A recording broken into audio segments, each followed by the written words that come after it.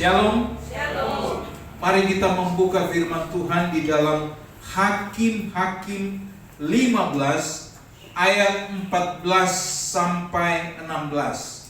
Setelah ia sampai ke Lehi dan orang-orang Filistin mendatangi dia dengan maka berkuasalah roh Tuhan atas dia, dan tali-tali pada tangannya menjadi batang ranang yang telah habis dimakan api, dan segala pengikatnya hancur tanggal dari tangannya.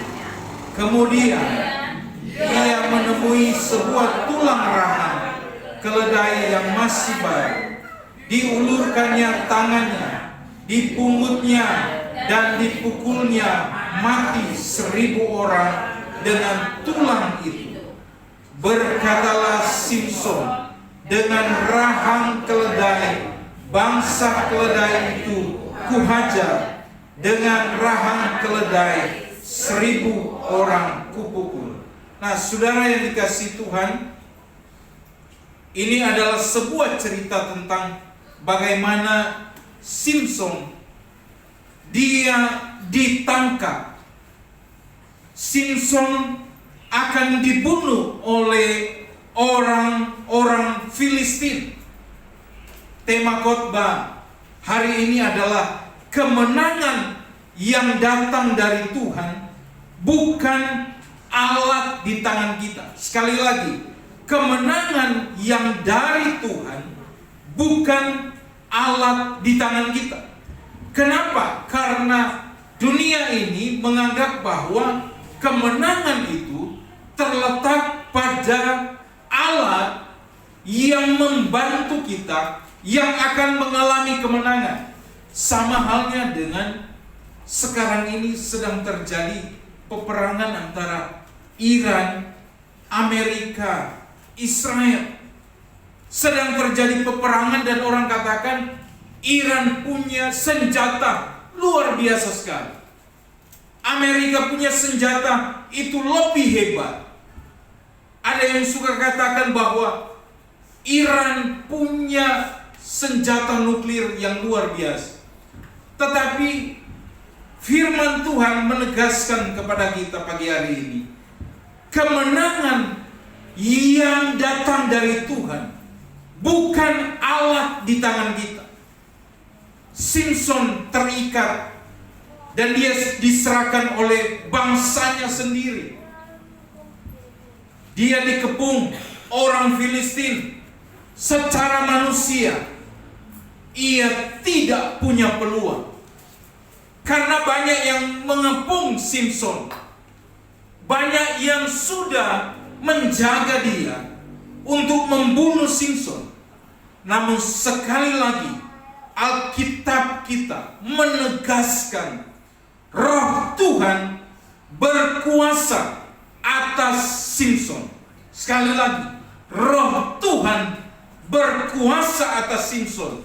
Sekalipun ribuan orang ada di sekitar Simson, tapi roh Tuhan berkuasa atas hidup Simson.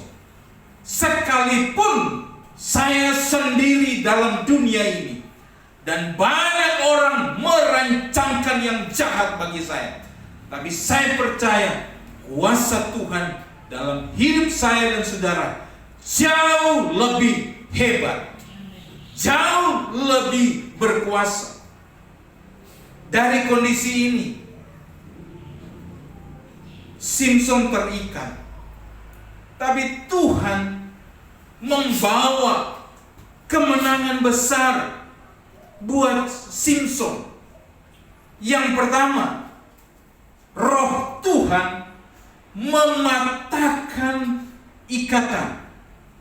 Sekali lagi, roh Tuhan mematahkan ikatan. Ayat 14 berkata, maka berkuasalah roh Tuhan atas dia, atas Simson.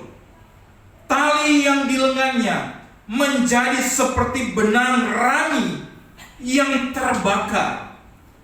Tali yang sudah diikat kepada Simson itu bisa lepas. Ikatan itu nyata, kuat, dan dibuat manusia. Manusia loh yang mengikat Simson. Manusia yang membelenggu Simson. Tetapi kuasa Tuhan jauh lebih besar dari ikatan apapun. Sekali lagi, kuasa Tuhan jauh lebih besar dari ikatan apapun.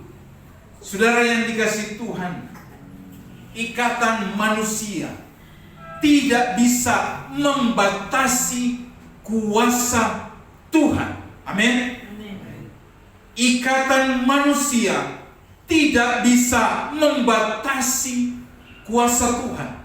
Orang mengikat kita, orang mau menjengkal kita, orang mau meremehkan kita, orang mau menyepelekan kita. Tapi ingat, kuasa Tuhan itu jauh lebih hebat, jauh lebih berkuasa. Kuasa Tuhan itu nyata dalam kehidupan Simson. Apa yang mengikat kita hari ini? Apa yang mengikat kita hari ini? Dosa, ketakutan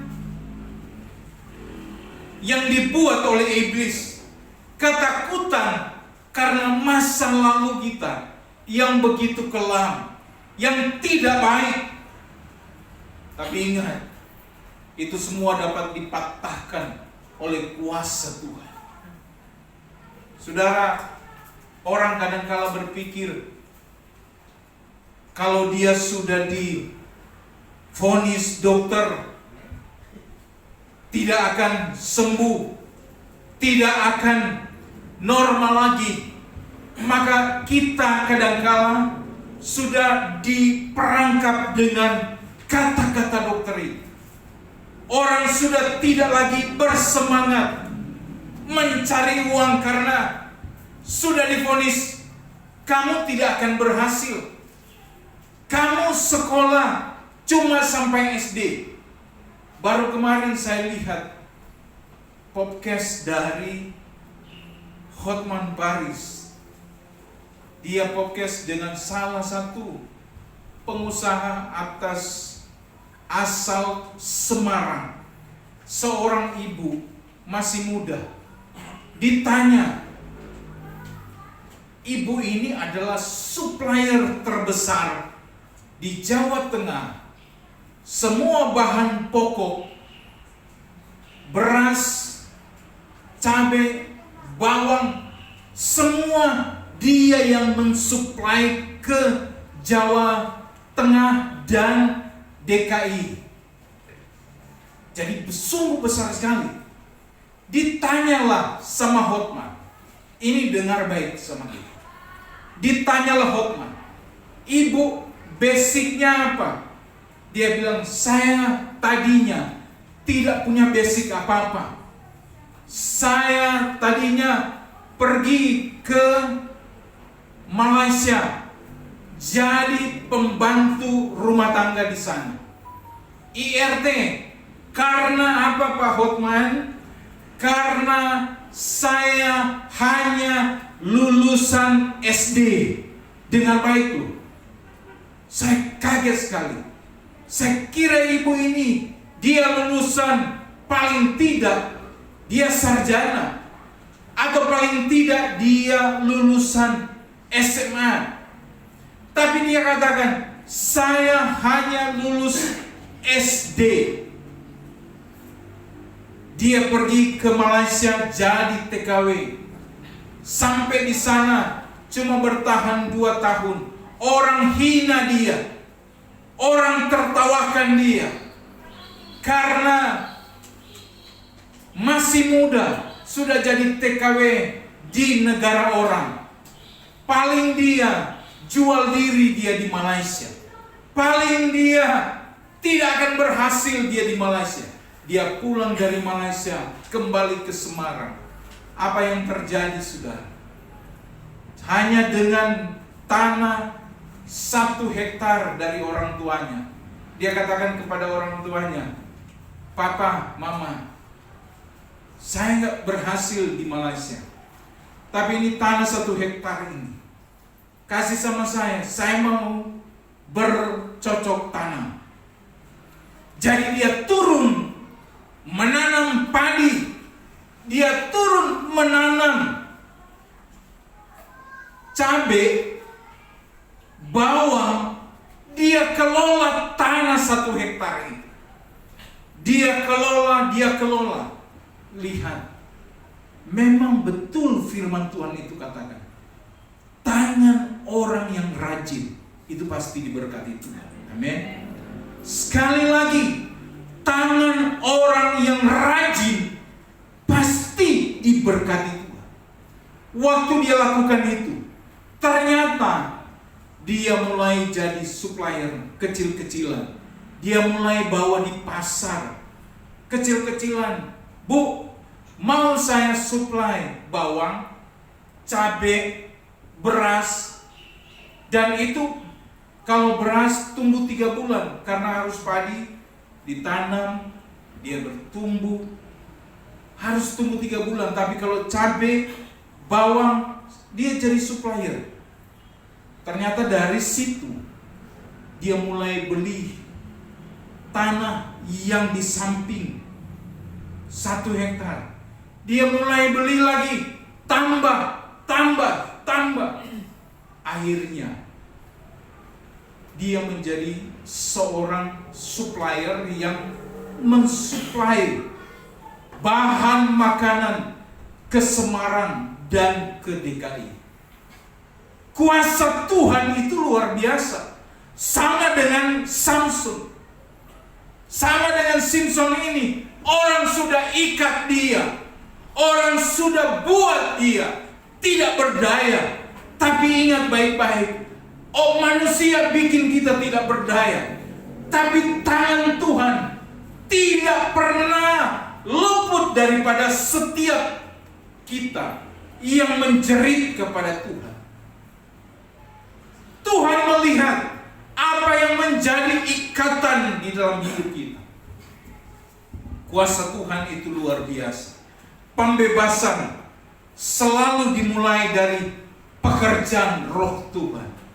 Jika Roh Tuhan ada padamu, 1000 lawan di depanmu, itu tidak dapat mengikat engkau. Seringkali kita merasa terikat oleh keadaan ini. Tetapi ketika Roh Tuhan bekerja, belenggu tidak punya kata terakhir. Waktu Tuhan bekerja, segala ikatan yang mengikat kita itu pasti dapat dilepaskan. Yang kedua, Tuhan memakai yang sederhana untuk kemenangan besar. Yang sederhana ini apa? Ayat 15 tadi katakan, ia mendapat tulang rahang keledai yang masih baru. Sekarang saudara, saya tanya, tulang rahang itu apa sih? Ada yang tahu? Tulang rahang, rahang tuna. Apa itu? Di mana itu? Di sini kan? Ini kan tulang rahang kan? Nah, tulang rahang ini sesuatu yang kita anggap biasa. Sesuatu yang kita anggap bahwa ini bukan senjata pemusnah, bukan senjata yang akan membunuh orang-orang, tidak.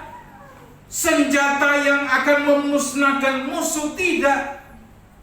Tapi Tuhan memakai hal yang sederhana. Kita lihat sederhana ini, tulang rahang. Tuhan tidak memberi Simpson pedang atau tombak, melainkan alat yang sederhana dan tidak lasih Sekali lagi, Tuhan tidak memberikan pedang, tombak. Tuhan tidak memberikan hal-hal yang luar biasa, tetapi Dia memberikan hal yang sederhana dan tidak lazim kepada Simson ini. Apa pelajaran kita bisa ambil? Tuhan tidak bergantung pada alat yang hebat. Sekali lagi, Tuhan tidak bergantung pada alat yang hebat. Saudara, waktu Daud mengalahkan Goliat, mustahil kan? Goliat datang, dia berkata, "Anjingkah aku ini sehingga engkau datang mau menemui aku, tidak dengan pedang, tidak dengan tombak yang tajam." Tapi Daud, dia hanya ada ketapel dengan batu yang dia ambil untuk dia taruh di ketapel itu, dan dia tarik, dia lepaskan itu. Saudara, kalau kita berlogika,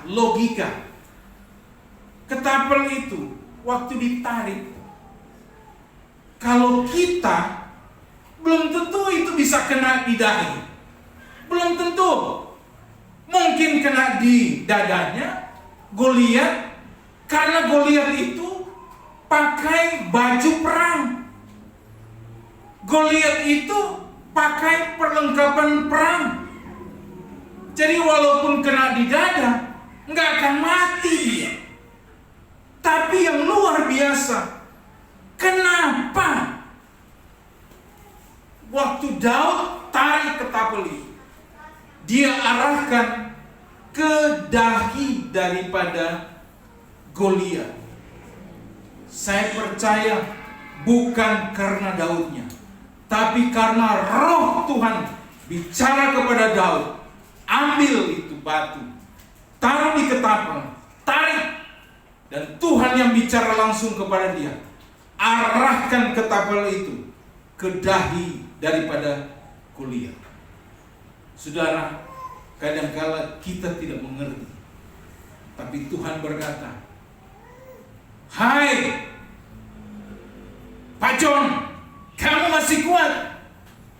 "Saya enggak kuat, Tuhan.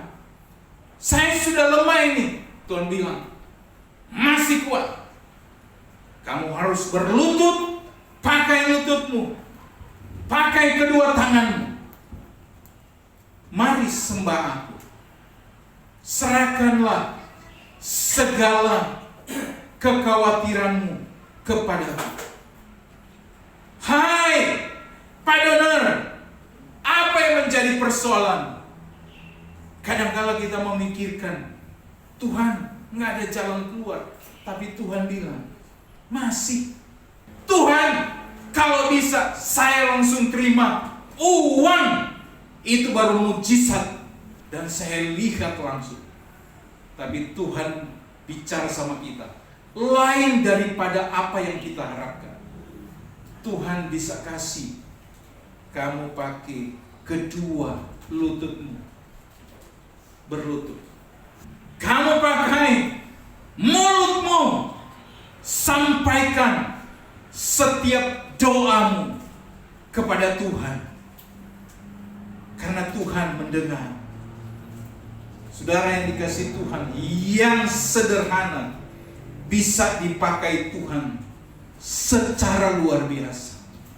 Ingat, mungkin engkau tidak ada jalan keluar, tidak ada lagi yang bisa menolongmu, tapi hanya satu pribadi, Tuhan yang akan menolongmu. Engkau cerita sama orang dengan baik, mungkin orang akan, "Oh iya ya, kasihan ya." Sudah. Tapi kalau cerita sama Tuhan, "Tuhan, saya hadapi ini. Tuhan, saya punya pergumulan ini." Tuhan akan menjawab. Pergumulan, kuasa Tuhan tidak diukur dari sarana, tapi dari kehendaknya. Dia berkehendak sama kita, maka dia pasti buka jalan. Talenta kecil, pelayanan sederhana, doa singkat, semua bisa dipakai Tuhan jika diserahkan kepadanya dengan sungguh-sungguh.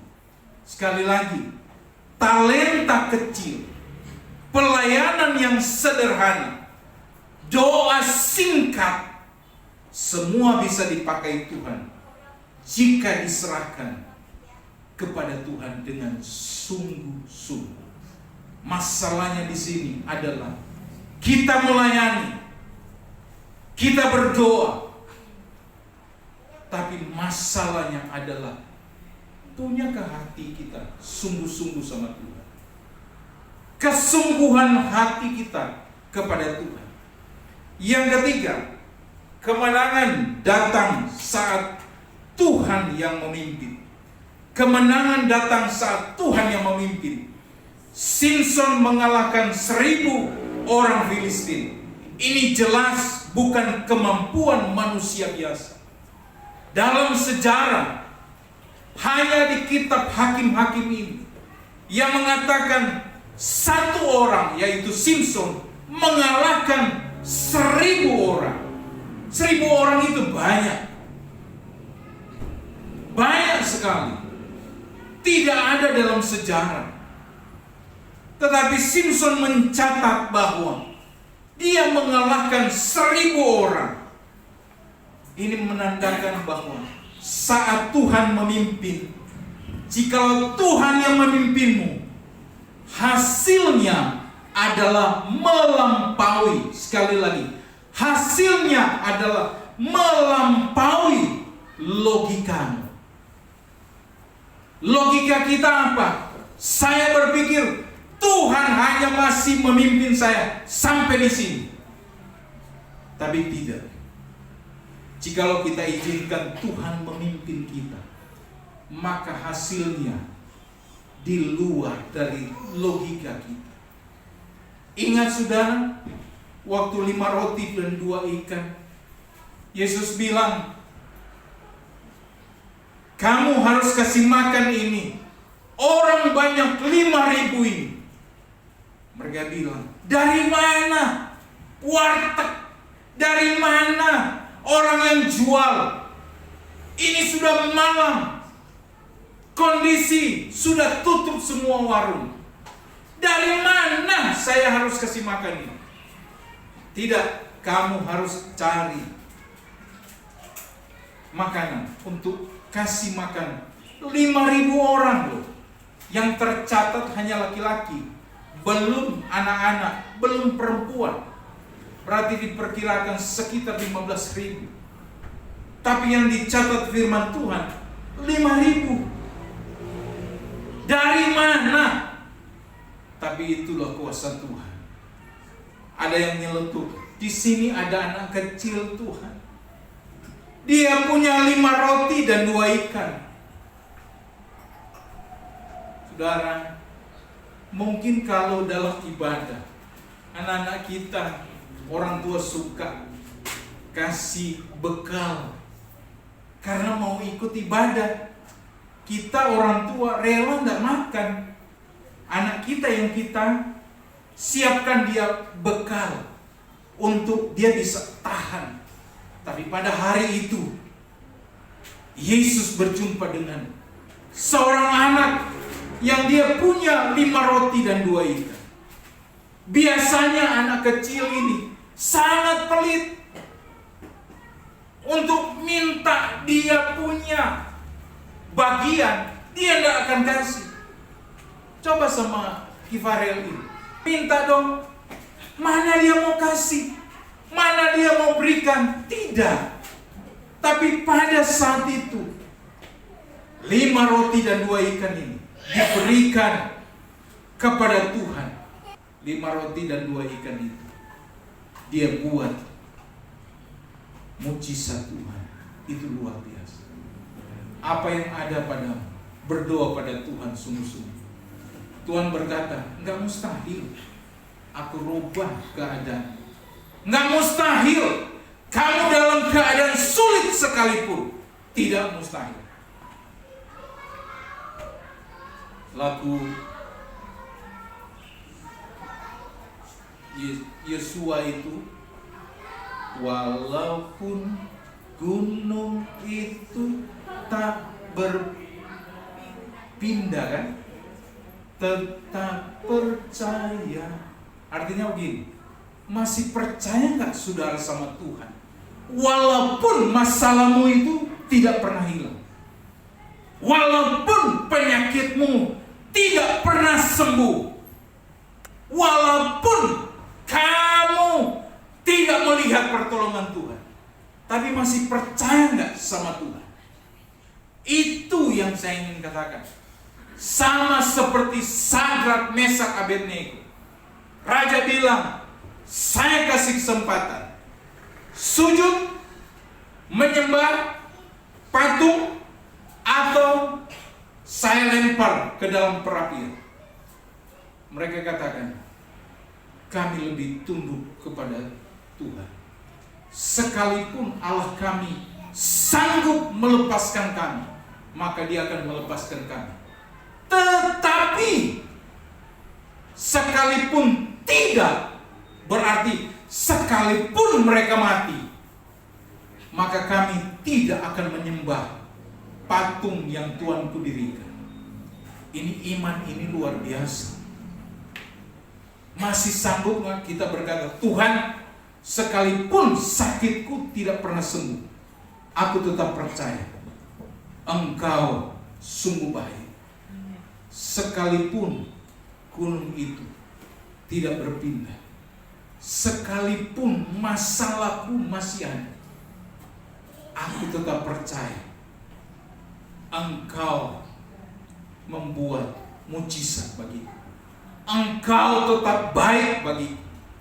Kemenangan sejati terjadi ketika kita taat kepada Tuhan. Tuhan akan membela saudara dalam pergumulan hidup. Jangan hanya bertanya, apa yang bisa saya lakukan, tapi apa yang Tuhan mau saya kerjakan. Kerjakanlah itu dengan sungguh-sungguh. Dan yang keempat, paling berbahaya, bahaya setelah kemenangan adalah kesombongan. Ini yang terjadi kepada Simson. Bahayanya, setelah kemenangan dia sombong. Hati-hati sama kita, saudara. Ayat 16 berkata, dengan tulang rahang keledai aku telah membunuh 1000 orang. Kesombongan itu datang kepada kita kadangkala pada waktu doa kita sudah dijawab oleh Tuhan. Dengar, waktu Tuhan sudah jawab doa kita, disitulah kadangkala kita menjadi sombong. Kita menjadi tinggi hati karena saya berhasil, karena saya hebat, karena saya kuat. Ini harus kita hati-hati, saudara. Kita lupa kepada kebaikan Tuhan. Sama seperti 10 orang kusta. Waktu mereka berjumpa dengan Yesus, Yesus katakan, pergilah, perlihatkanlah dirimu kepada imam-imam bahwa engkau telah sembuh.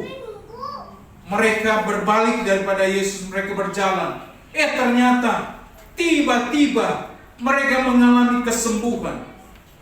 Mereka mengalami mujizat. Tapi dalam perjalanan itu hanya satu yang sadar kembali kepada Tuhan. Hanya satu. Makanya Yesus tanya, bukankah tadi kalian ada 10 orang? Mengapa hanya engkau yang kembali? Bukankah ada 10 orang, tapi hanya satu yang balik? Ini gambaran kita sebagai manusia. Kadang-kala Tuhan sudah tolong kita, maka dalam perjalanan hidup ini kita lupa Tuhan penolong kita.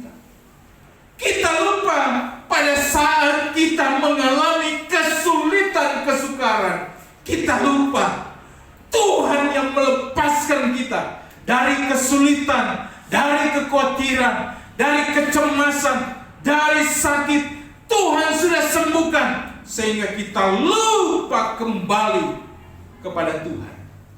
Ada banyak orang sungguh-sungguh, dengar baik, sungguh-sungguh pada waktu dia ada dalam pergumulan, pada waktu dia ada dalam penderitaan, pada waktu dia ada dalam sakit penyakit, pada waktu dia ada di dalam kondisi ekonomi yang tidak baik, dia sungguh-sungguh akan cari Tuhan.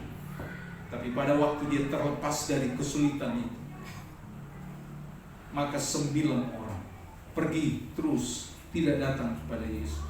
Hanya 1 yang kembali. Sebagai hamba Tuhan, saya ingatkan kepada kita, jangan pernah melupakan Tuhan. Kesombongan bisa membawa kita kepada kehancuran. Kesombongan bisa membuat apa yang kita sudah dapat itu semua hancur karena kita sombong di hadapan Tuhan.